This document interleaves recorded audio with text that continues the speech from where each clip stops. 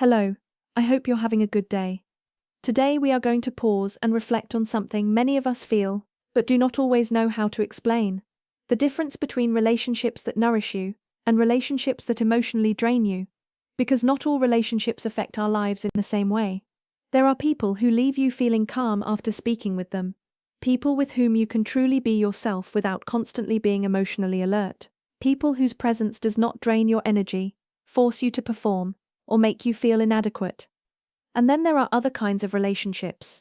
Connections where you end up emotionally exhausted, where tension, anxiety, or emotional pressure seem constant.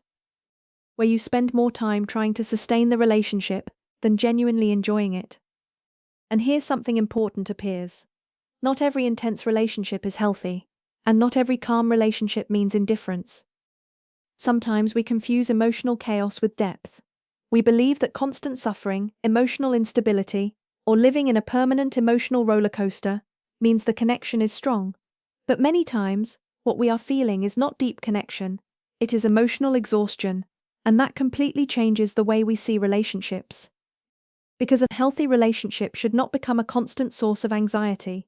It should not make you feel that you must continuously earn affection, attention, or your place in someone's life.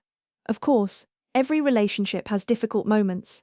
Conflict, misunderstandings, differences, that is human. But one thing is going through challenges, and another is living permanently emotionally drained inside the relationship. And maybe here an important question appears. How do you know whether a relationship nourishes you or drains you? Perhaps the answer is not always found in what the other person says, but in how you feel when you are around them.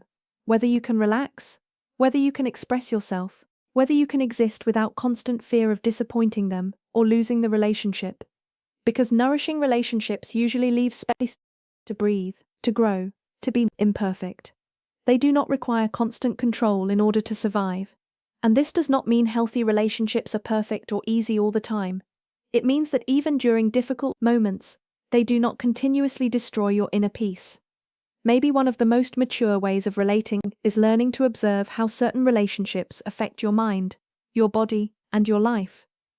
Because some relationships bring you closer to yourself, and others slowly disconnect you from who you are. And understanding that difference can completely change the way you choose where to stay and what to leave behind.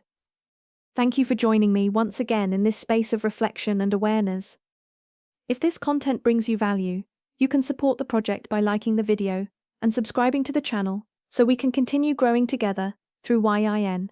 Take care, enjoy your day, and I'll see you in the next episode.